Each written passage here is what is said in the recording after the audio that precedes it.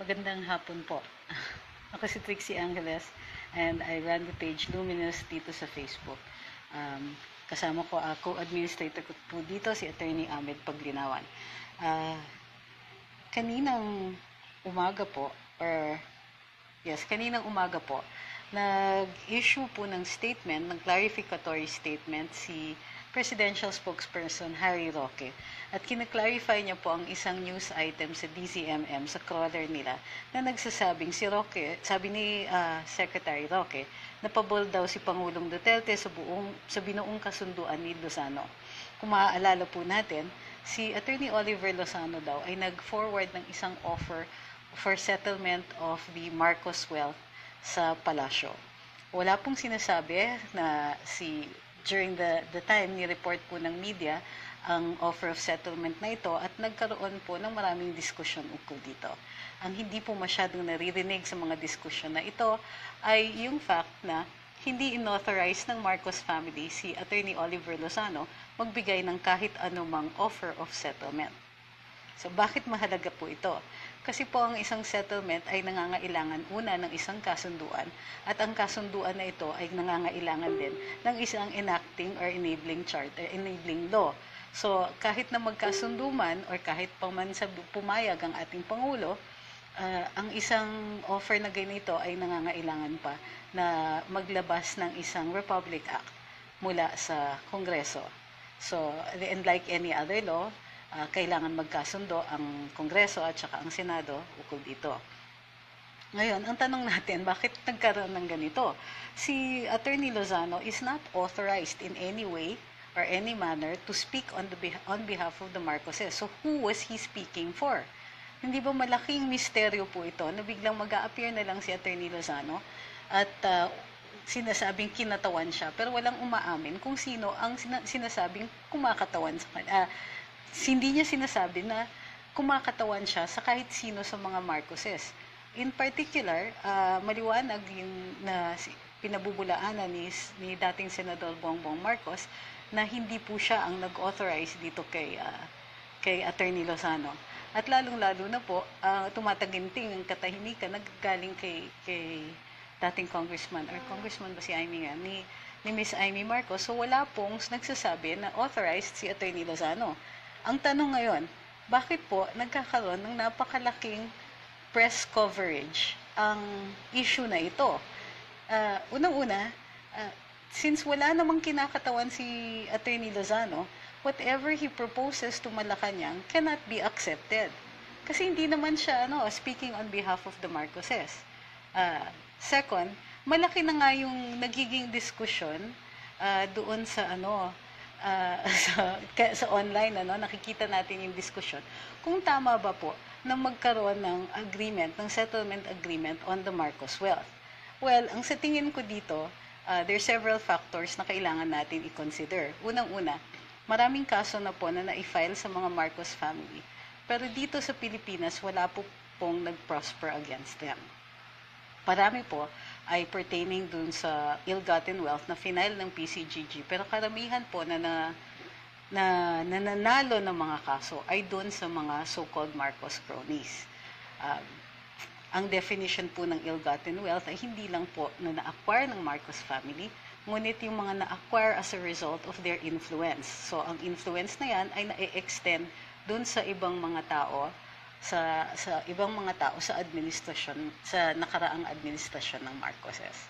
So, legal ba po kung mag-enter into an agreement? Wala po akong nakikita na hadlang para sa ganitong klaseng settlement. Unang-una, sinasabi nila, Marcos wealth, illegally obtained daw yung ganitong klaseng, yung pera ng mga Marcoses. Ito yung problema natin doon.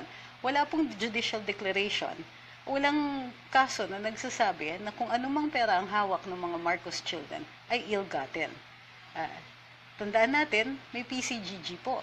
And the PCGG was put up in 1986. So, nung time na yun, they had plenty of time to file the appropriate cases, to win their cases, pero wala pa po tayong nakikitang na ipanalo na kaso maliban po doon sa class suit na final doon sa Hawaii ng mga human rights victims. Bakit mahalaga po ito? Kasi ano ang moral authority natin tumutol dun sa agreement na ganito kung wala pong judicial declaration to say that it is ill-gotten and that there is no moral impetus to enter into the agreement. Tinitignan ko po kasi yung mga diskusyon online. Ang daming nagsasabi na immoral daw kung tatanggapin na lang yung pera from the Marcoses kasi parang ine-exonerate sila. Unang-una, whatever the offer is that Oliver Lozano had presented is not binding and does not represent anything that the Marcos children are saying. Kasi sinasabi nga ng mga Marcos children, hindi naman nila kinatawan si Oliver Lozano. So, assuming po na meron nga talagang offer at si Atty. Lozano po ay kumakatawan dun sa mga Marcos children, bahagi ba po ng kasunduan na ito ang i-absolve sila from any wrongdoing? Hindi po natin nakikita yan. And I do not think that there is any authority who can do that right now without the filing of an actual case. So, para magkaroon ng settlement agreement, pwedeng i-waive ang future cases. But right now, ang nakikita ko po kasi is wala pong cases na nakasalang dun sa mga Marcos children unless they pertain to some of the property. Like, contested halimbawa ang ibang property na hawak di umano ni Lucio Tan na supposedly iniwan sa kanya ng yumaong diktador, alleged dictator si Ferdinand Marcos. At tumestigo daw po dito si dating Senador Bongbong Marcos dito sa kaso na to na sinasabing oo, yung bahagi na yon ay binigay ng kanyang ama for safekeeping kay Mr. Lucio Tan. Pero, wala naman sinistake na claim ang Marcos children dun sa property na yon. So, ito yung tanong, ano po ang nagiging objection ng mga tao tungkol dito sa supposed non-existent offer to return part of the Marcos wealth? Ang tingin ko dito, it is a non-issue. Unang-una, after so many years of an Aquino-controlled government in one way or another, hindi nakapag-prosper ang kahit isang kaso pertaining to the Marcos wealth. Kung sana meron tayong judicial declaration na ang kayamanan na ito ay illegal or illegally acquired, then meron tayong moral authority to object to a settlement with a waiver of any future cases. Second, may kaso pa ba na maipapatong dito sa mga Marcos children? Hindi ko nakikitang posible yon right now kasi wala akong nakikita na maaaring diin sa kanila na kasalanan nila that would pertain to illegally acquired wealth. Maraming nagsasabi na imposible po na na-acquire ni Ferdinand Marcos ang ganito kalaking kayamanan, gawa ng siya ay halos most of his adult life ay isang government official or employee. And I agree with that. Kaso, merong batas na forfeiture. Sa batas na ito, kung ikaw ay isang government employee or government official, tapos ang wealth mo na na-acquire during the time na ikaw ay government employee or official ay hindi commensurate dun sa nakuha na-acquire mo, na-earn mo during the time of your tenure, then we can assume that this is not, the excess can be forfeited in favor of the government. So may judicial proceeding yan, fina-file yan sa court, at ang naglilitigate yan ang Solicitor General. So this law had been in existence even when Marcos was alive. This law had been in existence when Cory Aquino was president, but nobody, not a single government official has ever used this law to forfeit property that we think has been illegally acquired during the tenure of a government official. Ang dami natin nakikitang government officials na ang gaganda ng kotse, ang lalaki ng bahay, ang mga anak nag-aaral sa abroad. Pero, pag kinalkal ninyo kung ano ang actual salaries ng mga ito, hindi mo makikita na yung lifestyle nila at ang kanilang kinikita ay commensurate to each other. So, sa mga ganitong instances, maaari pong kasuhan yung government official or employee for the excess of the assets that na hindi tumutugma dun sa capability nila to earn during their tenure. So, ano ito? This is really a non-issue. Ang pag-iisipan ko ngayon, why is this coming out? Who has authorized or who asked Attorney Oliver Lozano to present this kind of proposal? And kung titignan ninyo maraming nag-report dito. My guess is that this is a publicity stunt. Or my guess is that merong gumugulo ng issue na ito because maraming mga pending issues between, let's say, Vice President Leni Robredo and her pending the election protest filed by ex-Senator Bongbong Marcos, or there's the 2019 elections, and there is of course the danger na yung narrative na sinundan natin for the longest time, na yung narrative na ang mga Aquino ay ang mga savior ng ating demokrasya ay nangangamba na sila, namimiligro na ang ganitong klaseng narrative. So the whole issue of this offer for a settlement doesn't look good to me. It doesn't look like it has any basis whatsoever because it begins with the fact that Attorney Lozano does not appear to have a principal. Ahente siya. Pero, sino yung kliyente? So, sabi ni Andrea Lee, dapat ang alamin ng dilawan kung sino pumatay kay Ninoy. That is true. Sabi ni D'Angelo, Zoe, cover up naman daw ng dilaw. So, magandang araw dun sa iba na titignan ko kung meron pa kayong ibang mga katanungan.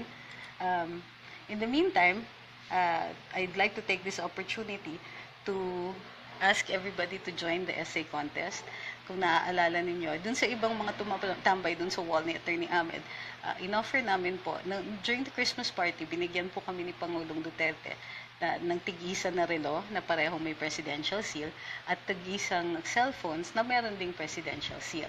So, since we have cellphones and we do have watches, yung isa dun sa mga relo na yon ay ipamimigay namin bilang gantimpala sa aming essay contest at yung isang cellphone gayon din po. So, pinost po namin yung mga rules dito sa essay contest na ito at yung unang topic. So, yung unang topic natin ay tungkol dun sa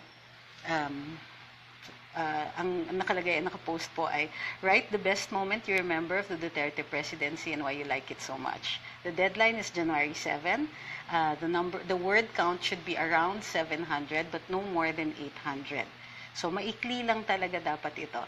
You can send this by PM to Luminous para lalagyan niya ng heading that this is a contest entry.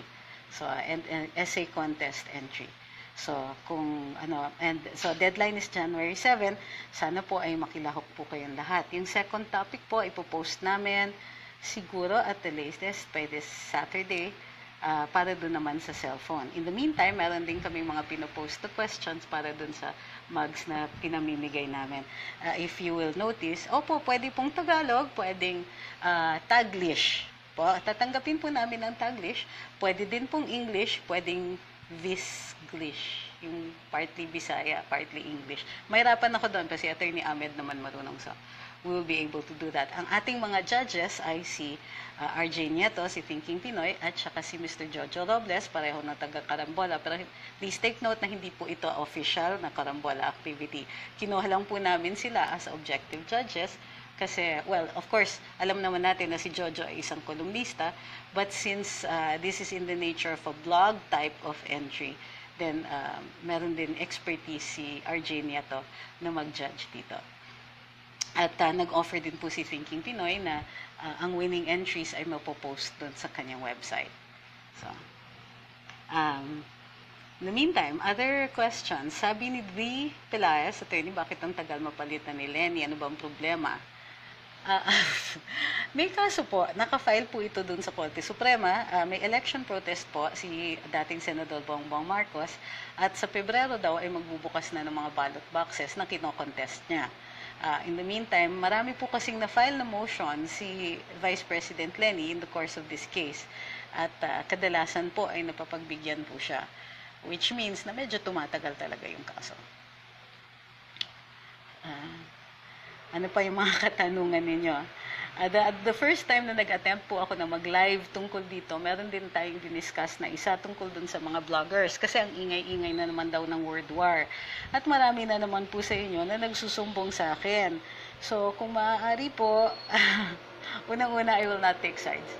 Pangalawa po, naging issue po dun sa ating mga vloggers ang mga nakaraan nila. Halimbawa, ang isa daw sumuporta sa ibang kandidato, ang iba daw sumusuporta sa ibang kandidato, etc. etc. Merong mga pinagbibintangan na hindi naman daw Duterte dati, pero nag-Duterte after nanalo. Meron naman iba dyan na pinaghihinalaan na hindi, closet dilaw yan. And so on and so forth. Number one, we should be happy kung meron mga tao dyan na dating hindi Duterte pero lumipat na po sa parlor natin. So, I think that this means also that they are convinced of the Duterte administration's good intentions. So, wag na po natin gatungan yung mga so-called vlogger wars. Lahat po ng ating mga vloggers ay merong matalinong kontribusyon dito sa diskusyon sa Facebook. So we shouldn't encourage people to disappear from Facebook. We want more pro-Duterte people, even if we don't agree with them. So, tama na po yung sumbungan sa akin kasi kahit naman po kayo magsumbong sa akin, anong gagawin ko, pagalitan ko sila? I'm sure kaya na nila yon. And I'm sure they're also very well aware of what is going on. So, no, wag nila po, natatawa na lang po ako dun sa mga sumbong, bakit daw si ganito, ganyan po, bakit ganyan. It's okay. It is all okay. Meron nagbanggit tungkol dun sa tanong ni Ms. Pia Ranyada dun sa ating presidential spokesperson dun sa kanyang press briefing na tinatanong ni Ms. Ranyada kung meron nga daw budget para dun sa mga pro-Duterte trolls. I'm not sure if you use the word trolls, pero I really, And of course, ang sagot dito ni presidential spokesperson ay, well, kung pinupondohan ng mga trolls, bakit nila ina-attack ko? Which I think it makes sense, no? A lot of us don't always agree with the spokesperson, Harry Roque. Nevertheless, siya nga yung presidential spokesperson. Pero hindi siya immune sa batikos. Hindi siya dapat immune from criticism kasi he is a government official. At bahagi po ng ating demokrasya ang maaari natin i-criticize ang ating mga government officials para to make them behave. Diba? Kasi we pay their salaries through taxpayers' money. And so it is okay for us to question whether or not they're doing the right thing, if they're behaving correctly. And this applies to any government official. And he's right. Kung meron talagang policy to fund pro-Duterte social media influencers or bloggers, then siguro, di ba, hindi sulit yung binabayad sa kanila kasi binabatikos pa si Harry Roque. So, sabi ni J.M. De Los Santos, Mami, gamot ba kay Pia? Uy, kayo naman. Ganito lang po yun. If Ms. Ranyada can ask questions, di ba? Hindi naman natin siya pinipigilan at hindi natin siya pinipigilan magsulat. At kahit nga yung hindi natin gusto yung mga sinasabi niya at natatawa-tawa na rin lang tayo dun sa mga tanong niya, libre po siyang gawin po yan. Demokrasya tayo eh. Pero, at the same time, she should be prepared na nababatikos siya ng social media, nababatikos siya ng mga tao who don't like what she writes or don't like what she says. At i-criticize din yung sinasabi niya at i-criticize din ang kanyang sinusulat. So, if you can dish it out, you should be able to take it. Ganyan po rin dapat tayo sa social media. Lakas natin humirit. Kung hindi tayo malakas tumanggap, huwag ka naman, get out of social media. Diba? Get out of the kitchen. Sabi ni Romel Maglunsod, magandang hapon po, attorney, bakit po laging sinasabi ni na si President Marcos ay magnanakaw gayong wala naman napatunayan sa ating hukuman? Lalo na itong Marcos settlement na nakaw daw ng mga Marcoses, hindi nga nila mapatunayan to. Yun na nga ang tanong. That's the million-dollar question. How is this possible na hanggang ngayon inuulit-ulit yung narrative gayong when they were in power, they could very well have proven this, hindi naman po nila ginawa or nagawa. Kung tatandaan po natin ang corona impeachment, 'Di ba? Kung may paraan, kung gusto talaga nilang ma-impeach si Corona, ginawa nila lahat ng paraan para matanggal siya sa hudikatura, matanggal siya bilang Chief Justice. Ano ba naman yung mag-exert ng ganung klaseng impluensya or ganung klaseng pagtututok sa mga kaso against the Marcoses kung tunay na naniniwala sila dun sa mga kasalanan ng mga ito. Maaari kasi pong gawing polisiya ng isang pamahalaan ang prosecution ng certain people na alam nila na nag-commit ng isang krimen. Ang hindi nila maaaring ipilit ay isang desisyon ng hukuman. Dahil normally, yung hukuman is, ang hukuman kasi, hindi normally, ang hukuman kasi is independent. So, gagawa sila ng desisyon base sa ebidensya. Pero hindi rin natin nakita either way. Hindi natin nakita yung pagtututok at saka ang matinding pagpo-prosecute katulad ng paggawa nila dun sa pag-prosecute kay dating Chief Justice Corona. Hindi natin nakita yung mga ganyan. Noong nililitis ang mga kaso, particularly si Mrs. Marcos, meron siyang ilan, if I'm not mistaken, na criminal cases na naisa lang sa Sandigan Bayan. Pero in all those cases that were filed against her, ito po ay na-dismiss or may finding of not guilty. So, gayon din, nilitis siya sa isang hukuman sa New York under a racketeering charge at ito po rin ay na-dismiss. So, hanggang ngayon, ang naipanalo lang na kaso ay yung kaso na final ng mga Marcos victims at nakapanalo po sila ng isang civil case. Itong kaso po na final dun sa Hawaii ay hindi nagdedetermine kung ang hawak ng mga pera ng mga Marcoses ay legal or illegally acquired. So, up to now, we do not have a judicial declaration of the Marcos wealth. And nung meron pang opportunity para i-forfeit ito in favor of the government, hindi po ginawa. Noong panahon ni President Cory, President Ramos, President Gloria, President Erap, or President Noynoy. So even after 2 Aquino presidents, wala pa rin po tayong judicial declaration of the illegality of the Marcos wealth. Don't get me wrong po. Hindi po ako pro-Marcos. On the other hand, I am not pro-Aquino either. Ang gusto ko po ditong makita is from now on, kung ano man ang deklarasyon, pag sinabi natin halimbawa na inilubog tayo ni President Marcos sa utang sa Pilipinas, gusto ko nakikita, and meron namang historical record regarding yung utang na ipinasok ni President Marcos. So, yes, we can say that. Can we say that the President stole money? Well, para sa akin, this is a matter of proof. Kung historical writing lang, hindi naman po ito proof beyond reasonable doubt at hindi nangangailangan ng judicial declaration, tatanggapin ko pa rin po. Pero kailangan evidence-based. Ano ang magiging basehan natin? From now on, ganito na siguro dapat rin tayo. For the very longest time, ang mga Aquino ang nagdidikta po kung anong pagtingin natin sa mga past administrations. I think it is time for us to make judgments on our own na base dun sa matitinding pagsusuri. I'm not saying that President Marcos was a saint. On the contrary, I lived through those years. I was in grade school nung idineklara ang martial law. Naririnig ko yung mga sinasabi nilang pagpapahirap dun sa mga opposition at the time, ang mga alleged human rights violations, and hindi ko masasabing hindi totoo yung mga yon. On the other hand, iba rin po ang konteksto ng isang combatant na ini-expect na mapapatay sila sa bundok kung saan tumutunggali sila, nag-oppose sila sa mga government forces. Ang sinasabi natin dito, it is time for a review of what we had always been told. Dati, pag sinabi natin na martial law, ay, nagwawala na yung mga tao. Martial law, dati, equals human rights abuses. Ano ang nangyari sa Marawi, sa Mindanao, these times? Na-prove natin na martial law is not necessarily a bad thing.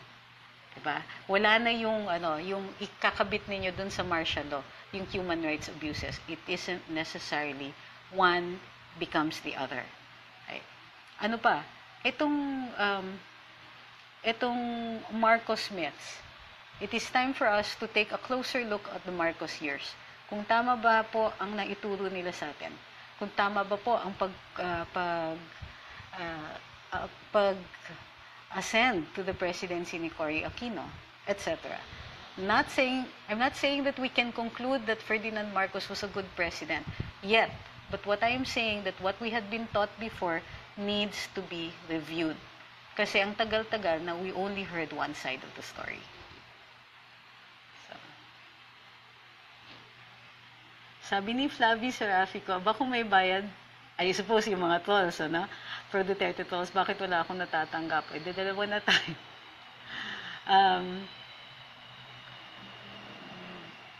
Sabi ni Andrea Lee, hindi kailangan ng payment ang DDS.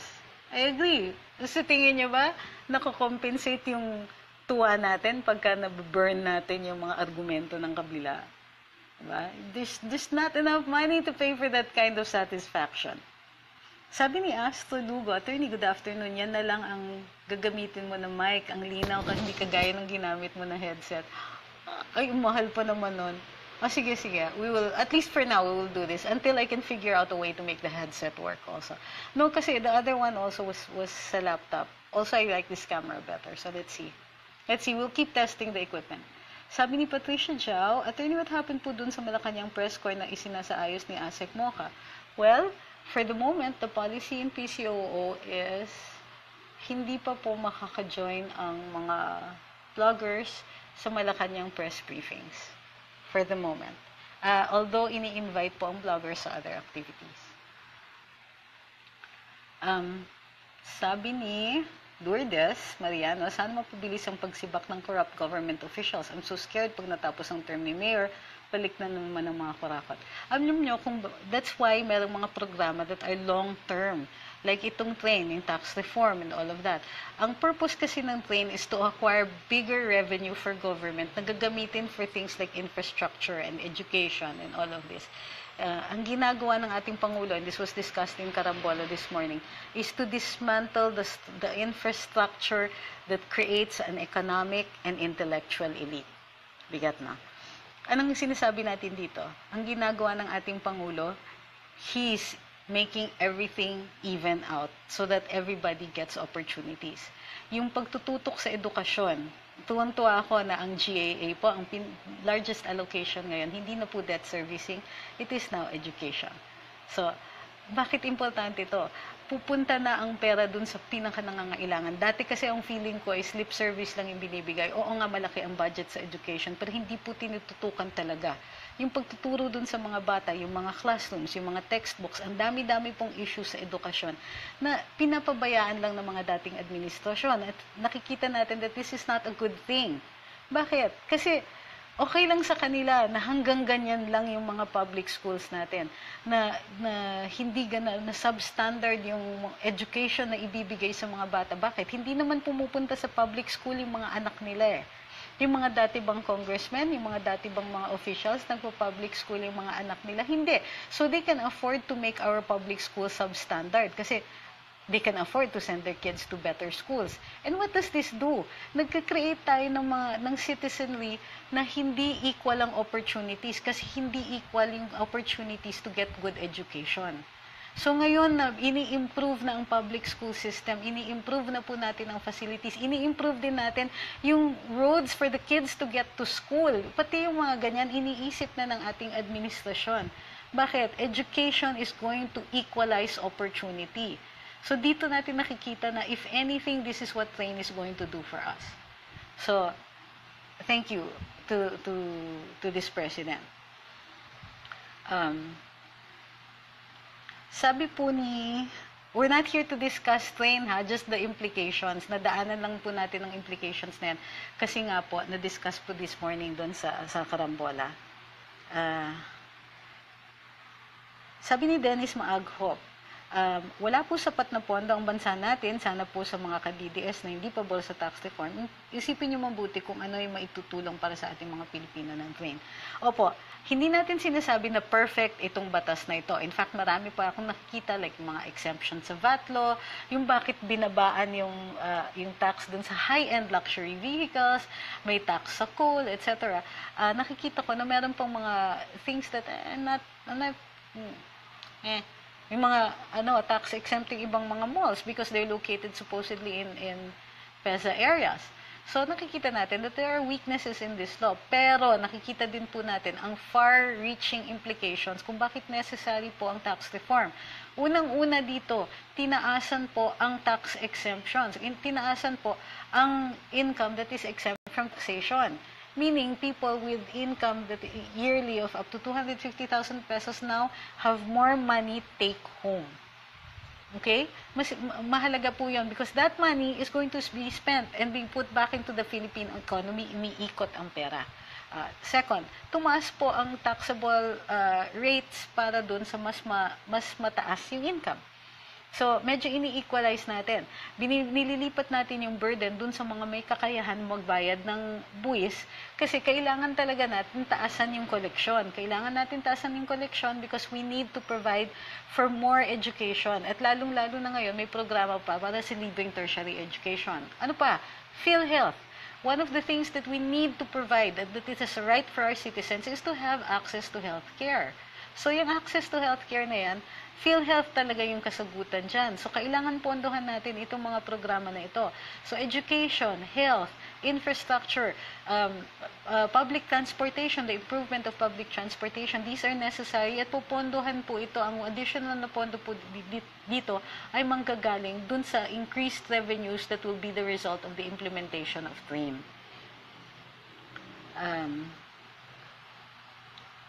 Sabi ni Chuy, till learn. Uy, mga pangalan ninyo ha. Attorney, ano po ang opinion niyo, legal implication if ang settlement with the Marcoses ay mag-progress or mag-prosper? Ano po mangyayari sa mga confiscated na alahas ni Imelda? Matutuloy bang pag-auction? What do you think? First, kaya nga kailangan ng legislation kung sakasakaling magkaroon ng settlement dito on the Marcos wealth. Right now, there's not even a proposal. Kasi hindi natin pwede pansinin yung proposal ni Attorney Lozano because it's coming from nowhere. So, ako, if ever, I would agree to a settlement because this property, this wealth has been tied up for more than 30 years. I think that we would like to see some of it in government hands. Diba? And end the litigation, end all of this. Put an end to this saga so that you know the reason why it is okay for the Aquinos or the liberals or the elites to have let this drag on for so long is because they kept bringing out the narrative. The story works for them eh. As long as hindi nagsasettle yung Marcos wealth, as long as hindi nagsasettle yung issue, kahit talo-talo sila dun sa mga kaso, they keep going back to the narrative, the Marcoses are bad, the Aquinos are good, we are saving you, and as long as we are in power, you are saved. It's a propaganda thing. As long as the issue of the Marcos wealth has not been settled, it becomes a prop for propaganda for a particular, very specific set of people. So I think it's time to put an end to this so that the opportunity to turn this into propaganda can also be eliminated. Sabi ni Josephine Velasco, the history book seemed indoctrination by LP to make the Aquinos look good and the Marcoses evil. Well, sabi nga nila is that the winner controls the narrative. Sabi nila, the victors write history. Yung kasabihan po na yon ay nanggaling po dun sa Middle Ages. At talaga naman po, the victors write history. Well, the ruling class writes history. Kasi there was a time when they were the only ones who could write. Yun, at saka yung mga religious orders. So, talaga pong totoo yun, in a practical sense. Pero now, whoever controls the determination of what constitutes history is usually the victor. Diba? For example, meron tayong National Historical Commission of the Philippines at ina-appoint po ng Pangulo ang head niyan. Kung tatandaan po natin, dun sa last administration, ang head po ng NHCP ay siyang nagbigay ng testigo laban sa martial law na diniklara ni President Duterte. Of course, nag-resign po yung head na yon shortly after that. So, bakit mahalaga yon? Because, kino-continue niya yung narrative. Nutuloy niya yung narrative na ito. So, sabi ni Lark Serrano, questionable yan, Attorney yung attorney Lozano na ipalalabas uli ang Marcos wealth. Eh, hindi naman siya lawyer ng mga Marcoses. Ano kayang gustong pagtakpan ng taong to? Well, I'm not sure if we can put intent on attorney Lozano, but certainly I can question the stories that sprang up around him, di ba? Ano yan? Bakit? How would he even have the temerity to make an offer when you're not in a position to make such an offer? At bakit pinapatulan ng media to in such a way as to make it such a serious offer? To make it out to be such a serious offer, it can't be a serious offer. He has no principle. He has nothing to do with the Marcoses. At least that's what I am seeing from the statements that are now coming out. Sabi ni Rain Kelsey, yes to education. Money can only fund as much propaganda for the personal agenda of mainstream media. But illiteracy enslaves more men under mainstream media's influence. That is correct. It's so nice to hear that now even taxi drivers can discuss government issues with ease. Yes, it is also nice that once we give also more opportunities for people to have access to the internet, to break down these monopolies, and we see that there's a sincerity on the part of the government here, to break down these monopolies, to introduce more parties to the internet, the access to information now becomes also more democratic. Diba? So ano pa? Nitingnan ko, ang gaganda ng magaganda yung mga comments nyo, in fairness, this time. I'm kidding. Not just this time, actually, but it's also nice to know, kasi tagal ko nang di nag-live, nakikita ko ngayon na ang daming magagandang parang iniipon nyo ba to over the holidays? Sabi ni Leonor, dahil makabugto, tama, ginagamit nilang tools to twist the story about tagong yaman ni Marcos. Hopefully, it will be settled by today's admin so that we Filipinos can also be can also enjoy it. I agree. I think I also, more than anything, I want to put an end to the propaganda. I want a more serious study of the Marcos years. A serious and objective study of the history of these years. Some of us were alive during that time, although hindi ako aamin ng age ko. Kidding. We were alive during that time, so we were witness to whatever things were going on at the time. I'm aware of the curfew. I was aware also of the supposed disappearances. I was aware of the information that went around about people stealing money from government, about government getting into huge debts, etc. I agree that these things happen, but also we want to know how this happened. We also want to know, more comprehensively, a more objective study. We know that there were bad things that were going on, but there is no counterbalance to that. For example, the Marcos administration at least paid attention to culture and arts. When Cory Aquino became president, one of the first things that she did was took away the tax exemption of the CCP. And the arts and creative industries are part of a thriving economy. Diba? More creative people can create and produce better products, better services. Arts is also, arts can be sold. They can make things, they can either design better things or they can create objects that are, commercial, tradable, artwork that people can buy. I mean, Filipino artists have been making waves for years already, but we need them to be better protected. And that did not happen during the Aquino years, especially during the Cory Aquino years. So, sabi ni Janelle J. Cruz, LP can never demonize Apo Makoy sa aming mga Ilocano. Yes, but I'm not saying that we should deify either. I'm looking for just a more objective analysis and study on the Marcos years, not one that is weighed down by propaganda. Sabi ni Lynn Gaco, tama po kayo, Attorney Trix, education is key. Kung nagkaroon ako ng magandang education background, siguro nakapag-complete din ako ng work development. Sabi ng friend namin, gusto ko na maglipat sa Wellington kasi nga free ang water, mababa rent, free din ambulance service nila, etc. etc. Yes, education is key para sa atin. But we shouldn't be content just with the kind of education that had been given us for years. It clearly hasn't been enough. Buti nga naisip pa ng ating Pangulo na magbigay ng free tertiary education, but more than anything, we want free quality education, because I'm one of those people who believe that education is not a privilege, it is a right. It is something that we demand that the state give us, because it is very dangerous to have a citizenry that is both uneducated and uninformed. So there are two things that this government has been prioritizing, and we notice this, is education and information. Diba? So even if it was just on these two things, and there were more actually that this president has given us, then we can already say, man, we have a working government. It's not perfect, but he's already done things that we thought was not going to ever happen. O yung mga nagsasabing except students of UP, I take exception to that. I am a student of UP. Come on, we can't generalize.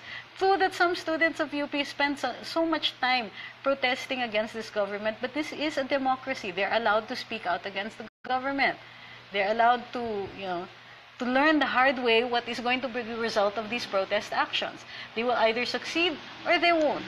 So it will either be time well spent, or it will be time that they learn that this is not the way to go. It is part of the education. I really think that the UP students should not be singled out for vilification. Why? Because I am a UP student. And we have just as many UP students who are in favor of this administration as there are who are against it. It's just that the ones who are against it are fairly noisy about it. But I'd like to think that, that we aren't blind to what is going on here. Hi Franco, sabi niya, this is such an awesome FB Live. Great job, Trix. Yes, one of these days, Franco, I'll ask you to take off your shirt for this. I'm kidding.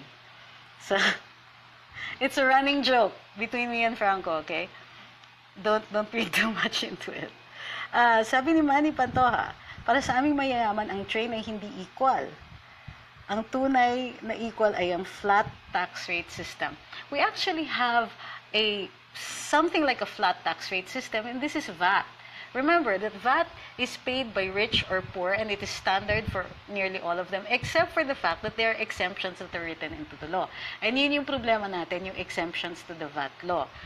Income tax is necessarily, almost always necessarily graduated, meaning that there really should be a certain amount that should be exempt from income tax. Why? Because it will be oppressive at some point. So, para dun sa mga mayayaman, I apologize that you must have to bear the burden of a society that really needs a lot of work. But at least this time around, you see where your money is going. Here, Michael Sacramento, thank you very much, fellow UP person. He says, I'm in favor of this admin. I love the Marcoses, and I'm a UP graduate. Okay, I'm not sure about the love the Marcoses part, but I am at that part where, man, it is time for us to hear their story, because we've been hearing the other side for far too long. So, at the very least, diba, let's be fair. Okay. Sabi ni R. Brian Everett Laduban, at 86, why is it that our history books are more focused on the Marcos Aquino era? I agree with that one, and how about detailing more what happened to our country pre-Marcos, etc.? You know what? Because I'm an archaeology student, then I agree, because we have very, very little time devoted to the study of Philippine prehistory. A lot of us think that, our ancestors came over on land bridges. Halar, that's not true. Okay? First of all, there were no land bridges. What there was the glacial period. So yung when the ice, how do you call them? The glaciers became bigger.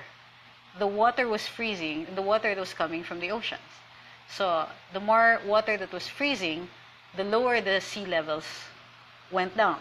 So the lower sea levels meant that certain portions of land were exposed, and that's how a lot of our ancestors and a lot of the prehistoric animals, etc., were able to cross over from other lands. So yung mga history books natin that say land bridges, really? So yes, you're right about that. There's so much time devoted to the EDSA revolution not enough time devoted to World War II history. And there's a lot of stuff that happened during that time that our citizens should understand, so that they understand the nature of our relations with Western countries.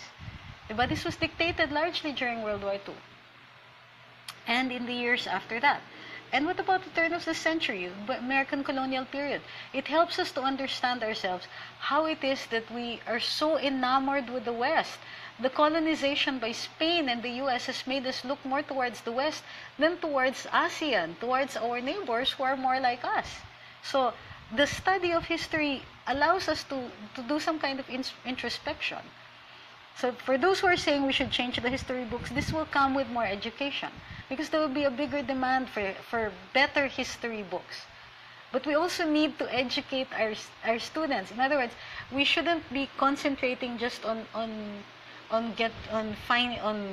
encouraging our students to take practical jobs, but we also have to encourage liberal arts education, the study of history, the study of our language, our culture, study of our music, etc. All of these, contribute to a thriving, vibrant society and economy. Grabe yung ilaw. I'm sure I'd look terrible, but you catch my drift, right?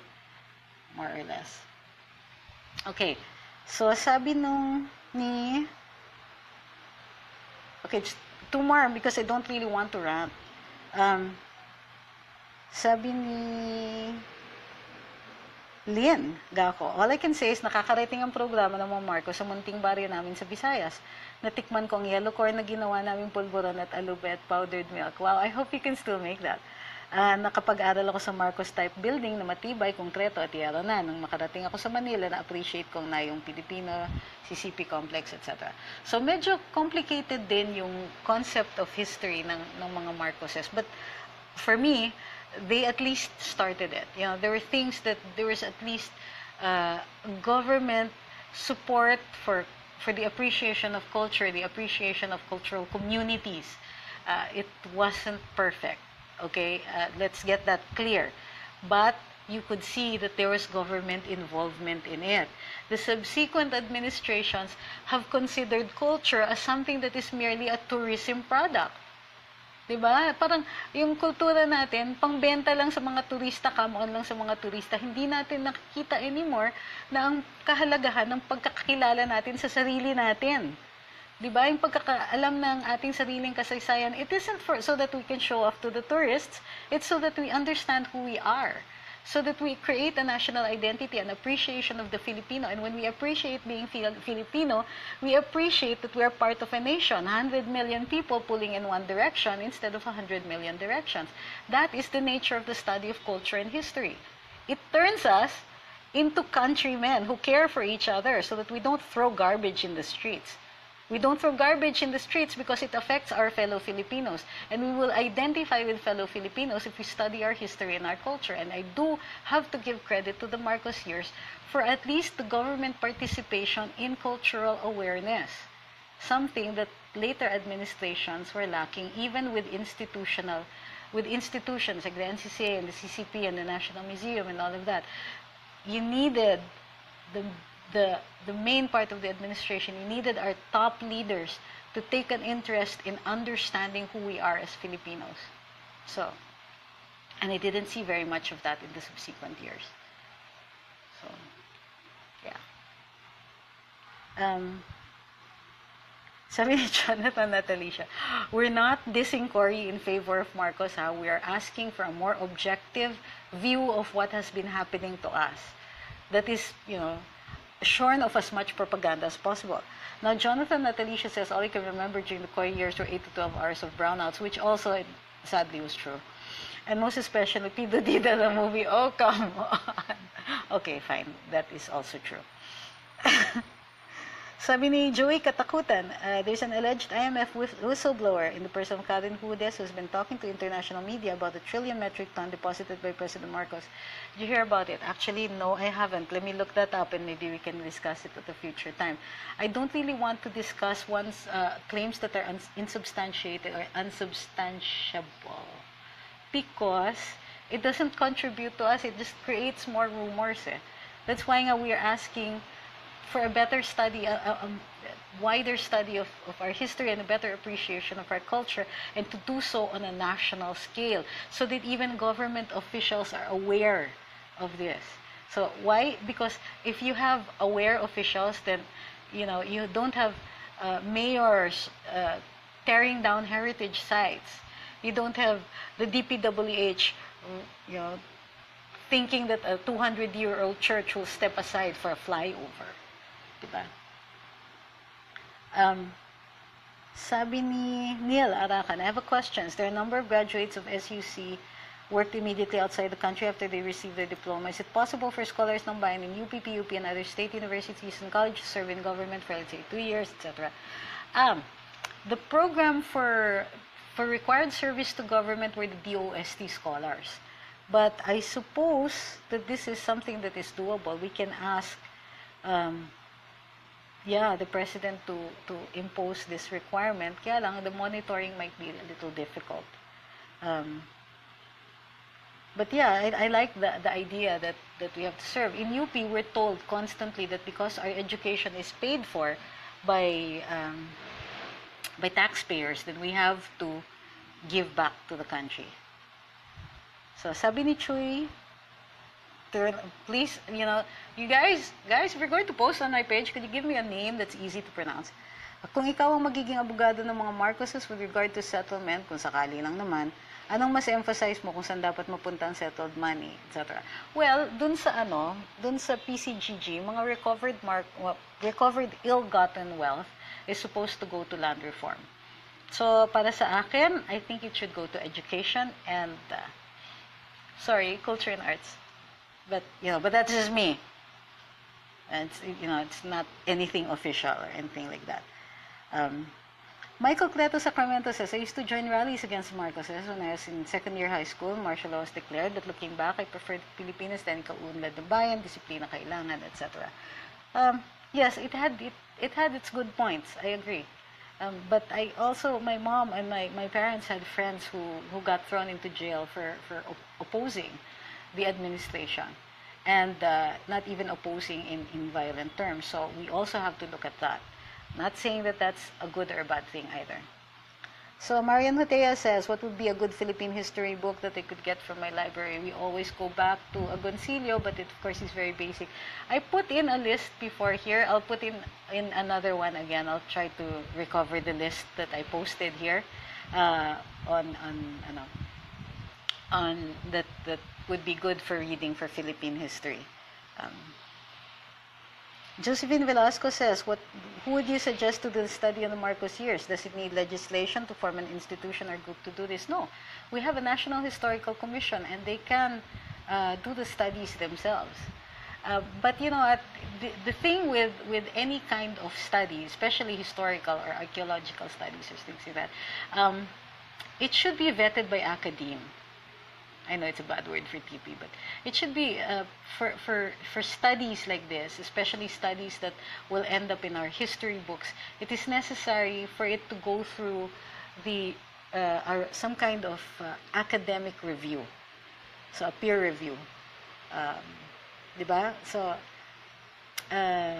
if government commissions a study and it doesn't go through some kind of peer review, hindi siya nasasala eh. So, importante po sa atin na may sinasala yung impormasyon.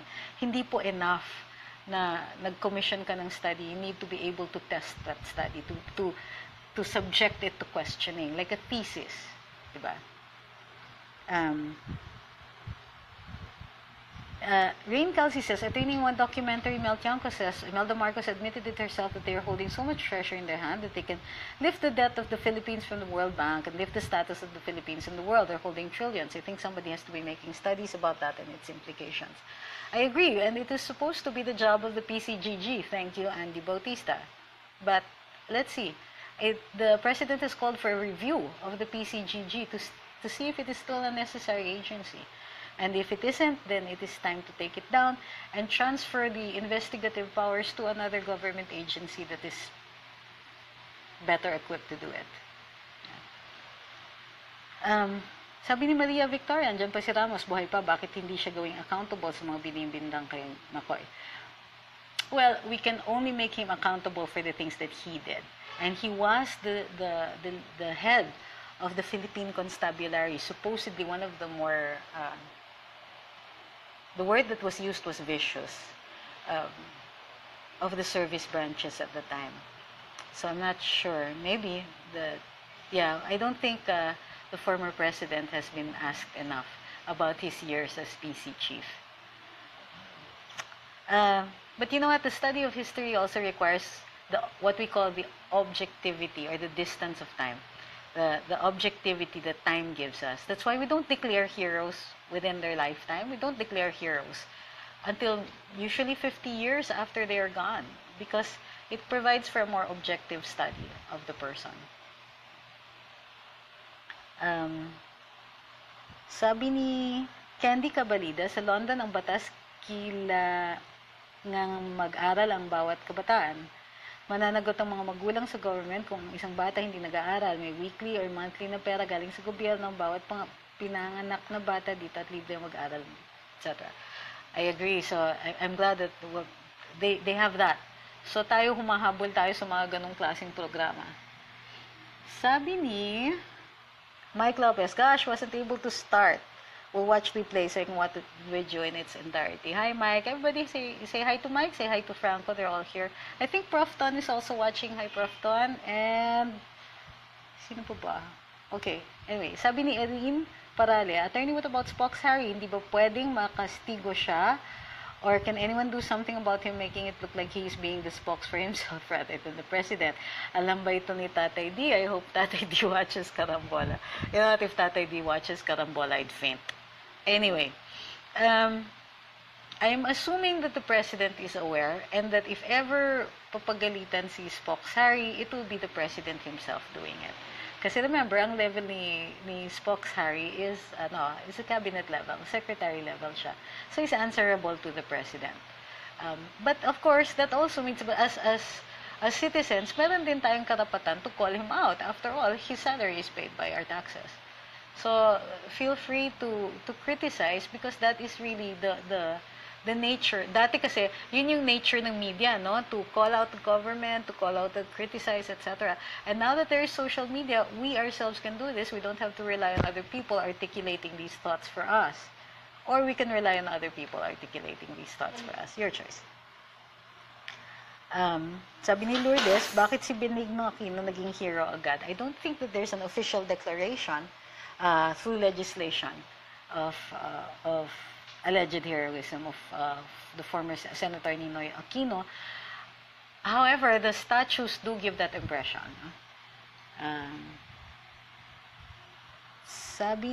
Okay, so let's get, sorry, I know I said this before. 2 more questions. Myra or comments. I agree po na bigyan ng budget and culture and arts. Thank you. Like for example, nawala ng magagandang theater venues natin sa Manila that we did enjoy last time, nakakamiss. Kaya mga millennials ngayon na di na ma-appreciate ang old culture, nawawala na yung pagkakilanlan natin. Yes. I agree. You know why? Especially heritage conservation. We're talking about conservation of immovable structures like buildings and houses. You know? This is tangible evidence. This is evidence of what our aesthetic was. Alam mo, ang arts, medyo konti na lang ang oras na binibigay para dun sa pag-aaral ng arts. Pero creative industries nga is very important to our economy. Kasi nakaka-contribute yan eh.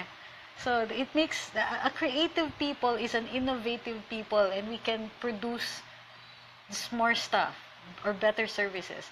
If we are, if we study our aesthetic, if we have a Philippine, together with our Philippine identity, there must be the development of a Philippine aesthetic or sense of beauty.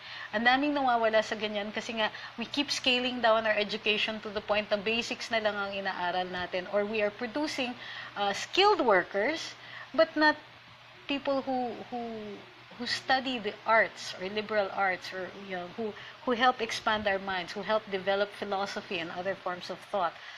Kumbaga, all of these are necessary. Sabi ni Josephine Velasco, UP students should be singled out, sense ko. Sorry, I disagree with singling out any particular school.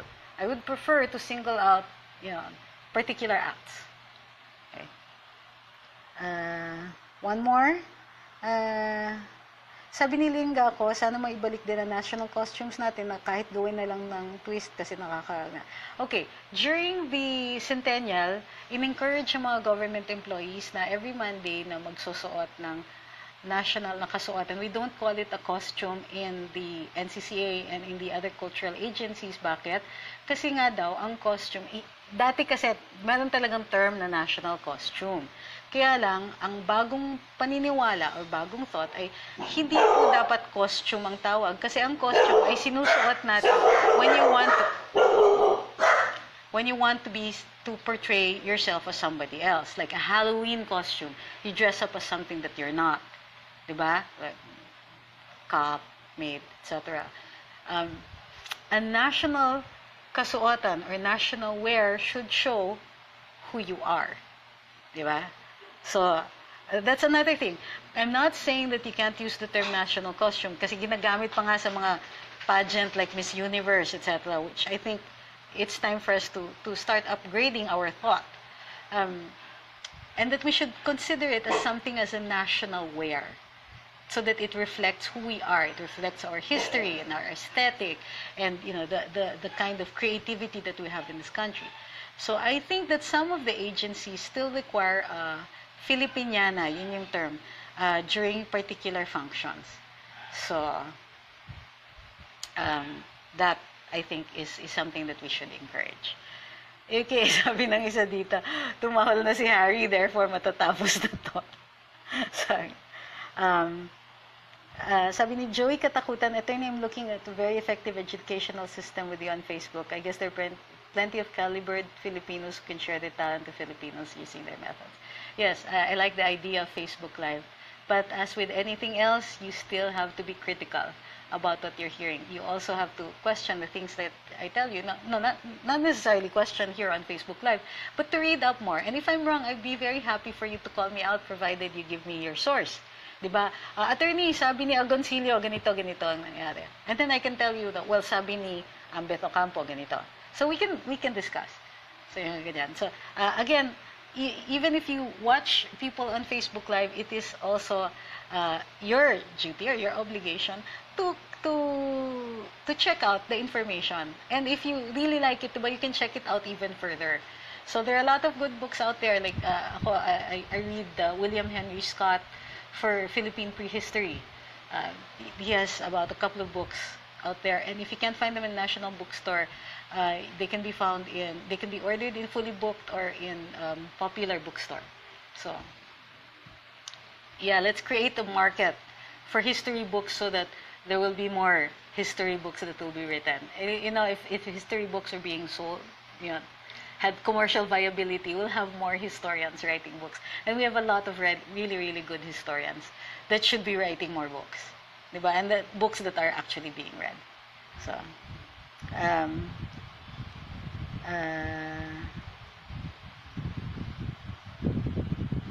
sabi ni Bongsi daw, thank you. He's watching from Riyadh. Okay, so if you have no further questions, we can always discuss this at another Facebook Live. You can always ask anyway.